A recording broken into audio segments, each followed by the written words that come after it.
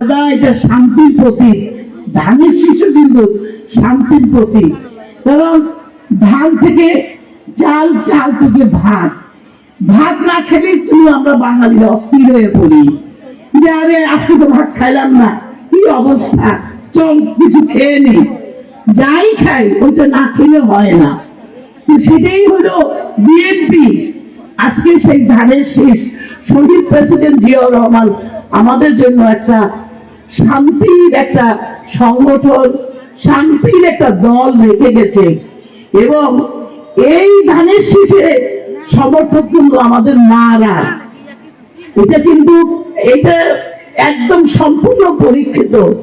মেয়েরা বেশি ধানের শীষকে পছন্দ করে, কারণ মেয়েরা তো শান্তি প্রিয়, ঘরে শান্তিতে থাকতে চায়, শান্তি খুঁজে বেড়ায়।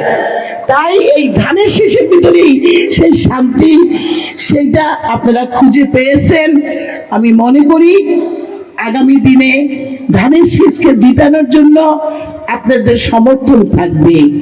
খুব ভোরে উঠে ধানের শীষকে জয়যুক্ত করার জন্য আমার মা বোনরা বেরিয়ে আসবে।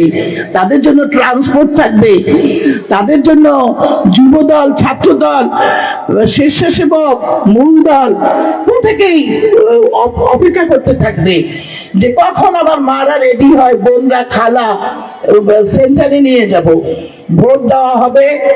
ভোট কিভাবে দেওয়া হবে আমি অনুরোধ করব এই সংগঠনকে একটু, তারা যেন মহিলাদের, আমরা দীর্ঘদিন বিএনপি কিন্তু ভোট দিতে পারে নাই, ভোট থেকে আমরা বিরত ছিলাম বিভিন্ন রাজনৈতিক কারণে। অতএব যাতে ভোট দেওয়ার সুযোগ আমরা পেয়েছি।